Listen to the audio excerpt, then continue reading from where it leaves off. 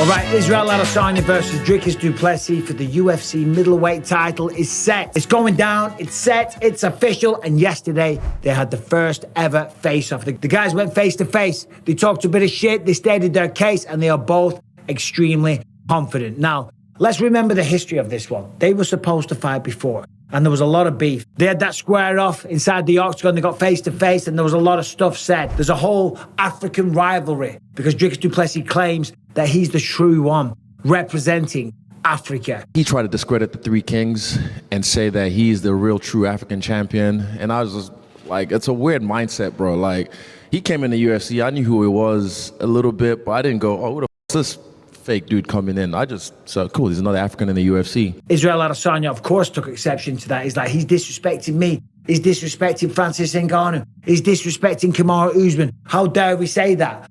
But then him discrediting me, Francis Ngannou, Kamaru Usman, that ticked me off a little bit. So that's what started this.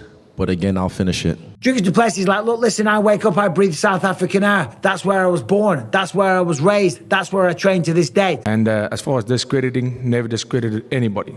Stating facts. Where do I reside? What's my postal code? Where do I train? Where do I live? Where was I born? In South Africa. Listen, I'm staying out of that one, okay? But he does have a good case. I do see his point. But Israel Adesanya was born in Nigeria. Anyway, all politics and nastiness aside, this fight is going to be ridiculous. Now, Dricus Du Plessis, he claims that Israel Adesanya is done. His time is over. He hasn't got the thirst for it. Sleeping in silk sheets, whatever you want to say.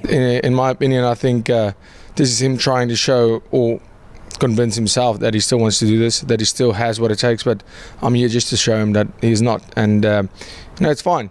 Take your retirement, enjoy your golf. And I kind of see his point. Against Sean Strickland, when Sean beat him soundly, battered him, almost finished him in the very first round, and got into his head pre-fight with all the bullshit that Sean was coming out with. You know what, man? The moment I post the video of me, it wasn't a good performance. I'm not impressed by your performance. Now, maybe Israel Adesanya was burned out because he did have a crazy schedule, defending the belt every 4 or 5 months, something like that. That takes its toll. This is the longest layoff of my fighting career. 5 fights in 18 months, not as even a fighter, a champion. So it's not just the fights itself, the camps, the pressures of being the king of everything. So it was good for me just to remove myself from the game. Enjoy life, took up golf, slow things down a little bit. The training camps take their toll, flying around the world, the press conferences, the pressure, and also the money and the success. That takes away some of the hunger. And that's what Dricus Du Plessis has been saying. He will never get what he had again. There's not enough time. The winning streak, he has done what he was going to do in the sport in terms of legacy. And that's what Dricus is saying. He's saying, listen, he'll never be the same. His time has passed. He's never, ever going to be what he wants to be, what he once was. And that's kind of harsh words for Israel Adesanya to hear. And for Israel, that's going to motivate him big time. That's going to piss him off. That's going to grind his gears. That's going to get in his head. That is going to force him to train his ass off. And I wouldn't be surprised if we see one of the most dangerous, nasty versions of Israel Adesanya that we've seen. Let's remember, Israel Adesanya, last time he was embarrassed against Alex Pereira, what did he do? He came back and he knocked out Alex Poatan Pereira, the belle of the ball, one of the top pound-for-pound fighters, a two-weight champion, and the biggest star in all of mixed martial arts. And that's another thing. Don't think that that's not pissing Izzy off either. Of course it is. Izzy was the man. Now he's fallen off. Somebody else has got his belt. His former opponent, his former rival, his former nemesis is now who Izzy was. He's now the biggest star in the sport. Everyone's loving the guy. Jama!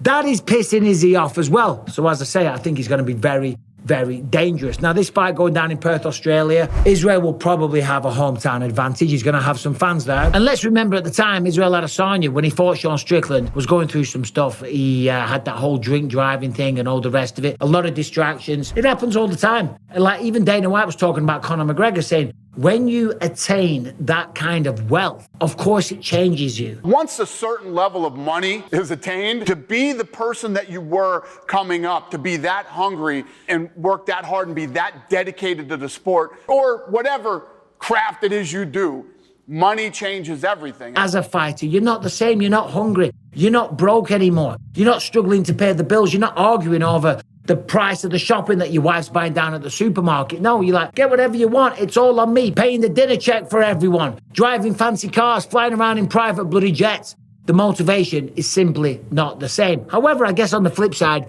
there's a lot of very, very famous, rich, wealthy sportsmen that still do that. Look at people like LeBron James. Look at Cristiano Ronaldo. So that isn't necessarily true, but it does seem to be true for fighters. Maybe that's because fighters are maybe a little bit more unstable, emotionally unstable. And that's why they become fighters in the first place. Who knows? Maybe that's a video for another day. So when we talk about this fight, Israel Adesanya does have a lot to prove, so he's going to have to bring it. Dricus Du Plessis, he brings it every single time. We know that, okay? He's going to go forward. And that's going to be a problem for Izzy. Because they always say, if you're fighting a kickboxer, if you're fighting somebody long and lanky, like an Israel Adesanya, pressure them, take away their length, get in their face. Like when I fought Anderson Silva, that was the game plan. Non-stop pressure, force him backwards, put him on the back foot, take away his reach, his range, his speed. Don't give him time to pimp you, to take the piss, to stand at range and have fun and get comfortable and just pot shot you. No, and that's not the way Dricus fights. He's going to be going forward, swinging, loading up. People call it an awkward style. I think it's a brilliant style. I think it's extremely effective. Let's remember the jab that he dropped Robert Whittaker with, the finish of Robert Whittaker, the power that he has in both hands. And let's not forget the grappling capability as well. He was able to take down Sean Strickland pretty much whenever he wanted. He hip tossed Robert Whittaker, not an easy man to take down. The man's got high-level judo, excellent wrestling. He's very, very motivated. He's the champion of the world. He's representing South Africa, and this one's personal for him as well. So Dricus Du Plessis versus Israel Adesanya is going to be absolutely incredible. But has he still got the grit, the determination to be the champion of the world? We know Dricus Du Plessis has. He's just got that. He's still riding that wave of superstardom, getting flown around the world, everyone kissing his ass, the sponsorship deals coming in left, right and centre. That's all completely new to him. For Israel Adesanya, that's old. It becomes the norm. You become used to it. You're the man. You've got the belt. Everyone's calling you champ. Let's go, champ! You've changed your family's trajectory. Your parents, he's buying them fancy cars. You're flying around the world. You're living in beautiful houses. And he's got a killer YouTube channel. So for Israel Adesanya, the motivation is not the same. I think he's the better striker. He's got more experience. He's probably got the better timing. Dricus Du Plessis has a very offbeat rhythm that will cause him problems. But more importantly, what's going to cause the problems is the punching power and the way that Dricus goes forward non-stop. Of course, then when you mix in the takedowns, he is going to make it hard for Israel Adesanya.